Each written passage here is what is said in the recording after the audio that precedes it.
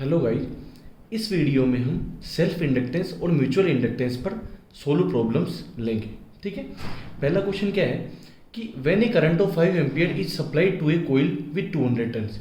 जब एक 5 एम्पियर की करंट एक कोइल से सप्लाई होती है जिसमें 200 टर्न्स है, तो एक मैग्नेटिक फ्लक्स जो है कितना है 0.1 वेबर पर टर्न लिंक्ड होता है कोइल के साथ। ठीक है, हमको सेल्फ इंडक्टेंस फाइंड आउट करना है। ठीक है, तो क्या है गिवन क्या है, करंट कितना दे रखा है 5 ampere, I is equal to 5 ampere, flux 5 क्या है 0.1 वेबर पर टर्न, एक टर्न से कितना है 0.1 वेबर। ठीक है, नंबर ऑफ टर्न्स क्या दे रखे हैं कोइल में, N is equal to 200 turns दे रखे हैं। अब हम जानते हैं कि टोटल जो फ्लक्स होता है वो करंट के प्रोपोर्शनल होता है, हालांकि हम सब लास्ट वीडियो में सोल्व कर चुके हैं। ठीक है, टोटल फ्लक्स क्या हो गया, एक टर्न का फ्लक्स है 5, तो टोटल फ्लक्स क्या होगा एन टर्न से जो लिंक होगा n5, तो n5 किसके प्रोपोर्शनल होगा, करंट के। तो यहां से क्या आ गया n5 is equal to L I, L क्या है सेल्फ इंडक्टेंस ऑफ कोइल। ठीक है, तो हमको यही फाइंड आउट करना है। तो यहां से सेल्फ इंडक्टेंस ऑफ कोइल क्या आ गया, L is equal to n5 upon I. ठीक है, n की वैल्यू क्या है 200 है, फाइव की वैल्यू क्या है 0.1 वेबर है, और आई की वैल्यू क्या है 5 एम्पियर है। ठीक है, तो यहाँ आ जाएगा एल क्या आ जाएगा, 5 से 200 घटाएंगे तो क्या आ जाएगा 40 आ जाएगा, 40 इंटू 0.1, एल की वैल्यू यहाँ से आ जाएगी 4 हेनरी। ये हो गया आपका आंसर। ठीक है, अब हम लेंगे सेकंड प्रॉब्लम। सेकंड क्वेश्चन क्या है कि एक लॉन्ग सोलेनोइड है जिसमें 1000 टर्न है, तो नंबर ऑफ टर्न्स एन क्या हो गया 1000 हो गया। When a current of 5 ampere is passed through it, जब एक 5 एम्पियर की करंट इसके थ्रू पास होती है तो आई क्या हो गया 5 एम्पियर हो गया। तो resulting magnetic flux linked with each turn off solenoid, मतलब जो प्रत्येक जो टर्न है, एक सिंगल टर्न जो है उसके थ्रू जो फ्लक्स लिंक है वो कितना 8 इंटू 10 की पावर -3 वेबर। तो फ्लक्स 5 आ गया 8 इंटू 10 की पावर -3 वेबर पर टर्न। ठीक है, तो find self inductance of coil, L हमको फाइंड आउट करना है। तो टोटल फ्लक्स यहाँ क्या हो जाएगा, सिंगल टर्न का फ्लक्स कितना है 8 इंटू 10 की पावर -3 वेबर, तो टोटल फ्लक्स क्या होगा n5। ठीक है, नंबर ऑफ टर्न से मल्टीप्लाई कर देंगे तो टोटल फ्लक्स आ जाएगा। ठीक है, तो हमने वही फॉर्मूला देखा था, टोटल फ्लक्स प्रोपोर्शनल होगा किससे, करंट के, करंट से प्रोपोर्शनल होगा, करंट ही फ्लक्स प्रोड्यूस करती है। तो total flux n5 is equal to L I, तो L is equal to n5 upon I. तो यहाँ हम सीधा फॉर्मूला लिखेंगे direct, L is equal to n5 upon I. ठीक है, n की वैल्यू क्या है 1000, ठीक है, इंटू 5 की वैल्यू क्या है 8 इंटू 10 की पावर -3 डिवाइड बाई, ठीक है, आई की वैल्यू यहाँ पर क्या है 5 एम्पियर है। ठीक है, आई की वैल्यू क्या होगी 5 एम्पियर होगी। ठीक है, तो यहाँ पर क्या 10 की पावर -3 और 10 की पावर 3, 1000 को क्या लिख सकते हैं हम 10 की पावर 3, तो ये दोनों कैंसिल आउट हो जाएंगे। तो एल क्या आ जाएगा 8 अपॉन 5 हेनरी। ठीक है, तो है क्योंकि इंडक्टेंस की वैल्यू क्या यूनिट क्या होती है हेनरी होती है, तो यहाँ पर एल आ जाएगा 1.6 हेनरी आंसर। ठीक है, सिमिलर क्वेश्चन था जैसे पहला क्वेश्चन सोल्व किया था, सिमिलर क्वेश्चन ये सेकंड क्वेश्चन था। ठीक है, अब हम नेक्स्ट क्वेश्चन देखेंगे। थर्ड क्वेश्चन क्या है कि एक सोलेनोइड दे रखी है, एयर कोर है, हैज 500 टर्न्स, एन क्या है 500 turns, it is 40 centimetre long, length क्या दे रखी है सोलेनोइड की 40 सेंटीमीटर, क्रॉस सेक्शन एरिया क्या दे रखा है 8 सेंटीमीटर स्क्वायर। हमको फाइंड करना है coefficient of self induction means inductance find out करना है, एल फाइंड आउट करना है। ठीक है, अब देखो 40 सेंटीमीटर हम जानते हैं कि 1 सेंटीमीटर में कितना होता है 10 की पावर -2 मीटर होता है। ठीक है, ठीक है, 1 मीटर बराबर 100 सेंटीमीटर, तो 1 centimetre is equal to 1/100 metre, it means 10 की पावर -2 मीटर। ठीक है, तो ये हो गया, तो ये क्या आ गया 0.4 मीटर, 40 में अगर हम 100 का डिवाइड करेंगे तो 0.4 मीटर आ जाएगा। ठीक है, इसी प्रकार से एरिया कन्वर्ट कर देंगे, एरिया क्या है 8 सेंटीमीटर स्क्वायर है, तो 1 सेंटीमीटर को हम क्या लिखेंगे 10 की पावर -2 मीटर इसका स्क्वायर, तो 10 की पावर -2 का स्क्वायर क्या होगा 10 की पावर -4, और मीटर का स्क्वायर क्या होगा मीटर स्क्वायर हो गया। अब एयर कोर सोलेनोइड दे रखा है, एयर कोर के लिए, एयर के लिए ध्यान रखना जो म्यूआर होता है, म्यूआर क्या है रिलेटिव परमिएबिलिटी, म्यूआर क्या है रिलेटिव परमिएबिलिटी, म्यूआर 1 होता है। तो हमने देखा कि एल क्या हो गया N square mu r mu naught ए अपॉन ए।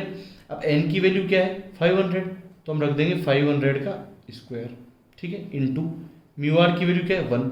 अब म्यू नोट की वैल्यू हम जानते हैं कितनी होती है 4 पाई इंटू 10 की पावर -7 इंटू एरिया, एरिया हमने क्या रखा 8 इंटू 10 की पावर -4।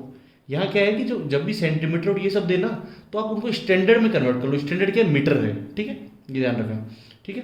तो एन का वैल्यू क्या रख दिया 500, म्यू आर क्या हो गया 1 हो गया, म्यू नोट क्या है, म्यू नोट है वैक्यूम, ठीक है, वैक्यूम की परमिएबिलिटी, इसकी वैल्यू फिक्स होती है 4 पाई इंटू 10⁻⁷ हेनरी पर मीटर, ठीक है।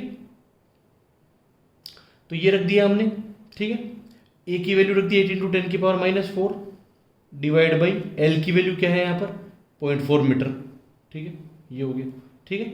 जब हम इसको सोल्व करेंगे तो हमारे पास क्या आएगा, ठीक है, एल क्या आ जाएगा यहाँ से, देखो ये क्या हो गया 5 25 25 इंटू 10⁻², 500 के 10 की पावर 2 का पावर 4, तो 10⁻⁴ ये लिख सकते हैं हम इसको।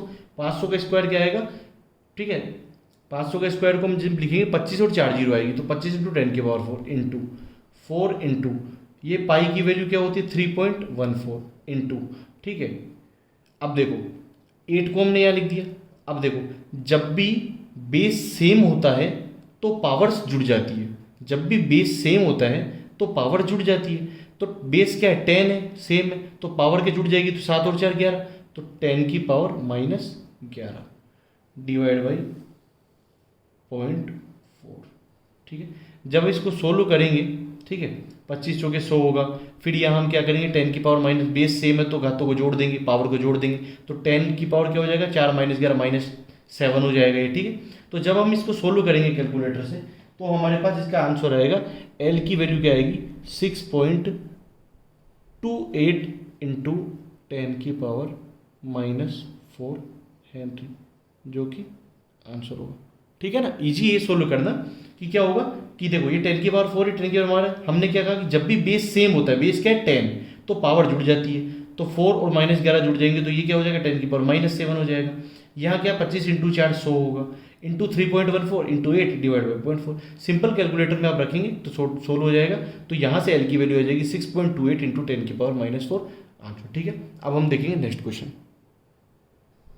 नेक्स्ट क्वेश्चन क्या है, when a current of 5 ampere in a coil changes to 10 ampere, ये कोइल है उसमें करंट क्या है 5 एम्पियर से 10 एम्पियर चेंज हो रही है, कितने टाइम में चेंज हो रही है 0.8 सेकंड में, ठीक है। तो जब करंट चेंज होती है तो जो इंड्यूस ईएमएफ है वो कितना वोल्ट होता है 50 वोल्ट होता है कोइल में, ठीक है। हमको सेल्फ इंडक्टेंस फाइंड आउट करना है। अब हम यहाँ पर क्या होंगे मैग्नीट्यूड लेंगे, ठीक है, V = LdI/dt, इंड्यूस्ड ईएमएफ जो E होगा वो क्या होगा LdI/dt, क्योंकि जो नेगेटिव साइन होता है ना लेंज लॉ वाला, वो ये दिखाता है बस सिंपल कि जो इंड्यूस्ड ईएमएफ है वो करंट में चेंज का अपोज करेगा, ठीक है।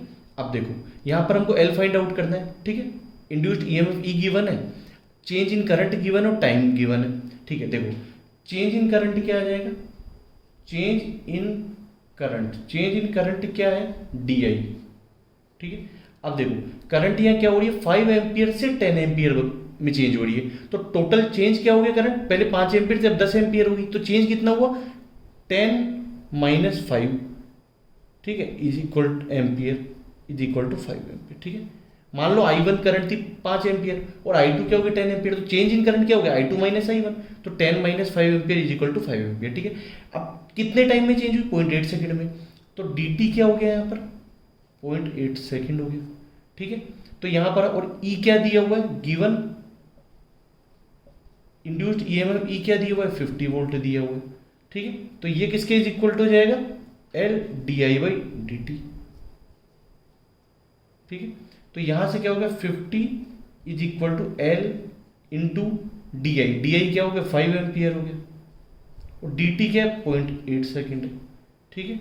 तो यहां से L की वैल्यू क्या आ गई 50 इंटू ये यहाँ चला जाएगा और ये नीचे आ जाएगा 50 इंटू 0.8 डिवाइड बाई 5, ठीक है। 5 से 50 करेगा तो 10 आ जाएगा, 10 इंटू 0.8 क्या आ जाएगा 8, L की वैल्यू क्या आ गई 8 हेनरी आंसर, ठीक है ना। ये कैलकुलेशन समझ में आ गई। 5 से 50 कितना 10 टाइम्स होगा, ठीक है, 10 इंटू 0.8 क्या हो जाएगा 8 हेनरी हो जाएगा, ठीक है। तो ये आंसर हो गया। नेक्स्ट क्वेश्चन क्या है, when a current of 5 ampere between two coil changes to 15 ampere in 0.5 second in primary जो है वो उसमें क्या है जो करंट है वो 5 एम्पियर से 15 एम्पियर चेंज हो रही है कितने टाइम में 0.5 सेकंड में। तो ये एक इंड्यूस्ड करेगी ईएमएफ 20 वोल्ट का सेकेंडरी में। तो find mutual inductance between coils, ठीक है। देखो म्यूचुअल इंडक्टेंस में क्या होता है, दो कॉइल होती है, तो क्या होता है इसमें जब प्राइमरी में करंट फ्लो होगी कोई तो वो उसका फ्लक्स प्रोड्यूस होगा, वो सेकेंडरी से भी लिंक करेगा तो सेकेंडरी में ठीक है। जब प्राइमरी करंट चेंज होगी तो फ्लक्स भी चेंज होगा, तो वो फ्लक्स क्या करेगा, सेकेंडरी में इंड्यूस ईएमएफ करेगा। तो म्यूचुअल इंडक्टेंस में क्या होता है, एक कोइल की करंट चेंज होती है तो दूसरी कोइल में ईएमएफ इंड्यूस्ड होता है। सिमिलरली दूसरी कोइल में करंट चेंज होती है तो वही फ्लक्स पहली कोइल से भी लिंक होता है तो पहली कोइल में ईएमएफ इंड्यूस्ड करता है। ठीक, तो देखो यहाँ पर क्या है, प्राइमरी करंट कहाँ से कहाँ चेंज हो रही है, 5 से 15 एम्पियर। तो change in primary current, change in primary current DI1 क्या हो गया, 5 से 15 एम्पियर, तो 15 minus 5 ampere is equal to 10 ampere. ठीक है, तो प्राइमरी करंट में चेंज क्या होगा, DI1 पहले 5 थी अब 15 हो गई, तो चेंज कितना हुआ, 10 एम्पियर का। ठीक है, टाइम DT क्या दे रखा है, 0.5 सेकेंड में हुआ। ठीक है, अब देखो सेकेंडरी में ईएमएफ इंड्यूस्ड हुआ तो E2 सेकेंडरी के ईएमएफ को हम क्या लिख सकते हैं, E2 क्या हो गया, 20 वोल्ट हो गया। सपोज म्यूचुअल इंडक्टेंस क्या है, हमको M फाइंड आउट करनी है। ठीक है, mutual inductance M find out करनी है कोइल्स के बीच का, तो हम क्या लिखेंगे, E2 is equal to M DI1 बटे DT।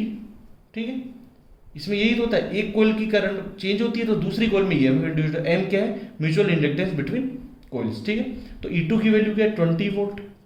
M हमको फाइंड आउट करना है, DI1 क्या हो गया, 10 एम्पियर आ गया, और टाइम कितना आ गया, 0.5 आ गया। ठीक है, तो यहाँ से M क्या आ जाएगा, ये ऑपोजिट मल्टीप्लाई हो जाएगा, 10 नीचे आ जाएगा, तो M क्या आ जाएगा, 20 इंटू 0.5 डिवाइड बाई 10। ठीक है, तो 10 से 20 2 आ जाएगा, तो 2 इंटू 0.5 1, तो M की वैल्यू क्या आ जाएगी, 1 हेनरी।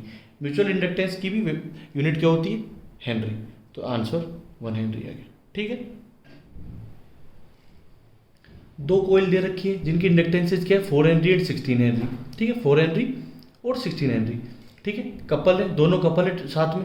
म्यूचुअल इंडक्टेंस क्या है, कोइल्स के बीच में 4 हेनरी का है, तो हमको कपलिंग कोएफिशिएंट फाइंड आउट करना है। ठीक है, देखो L1 क्या, दो इंडक्टर L1 L2, ठीक है, सेल्फ इंडक्टेंसेज हैं। ठीक है, दो कोइल की सेल्फ इंडक्टेंसेज हैं। ठीक है, तो L1 क्या हो गया, L1 is equal to 4 Henry.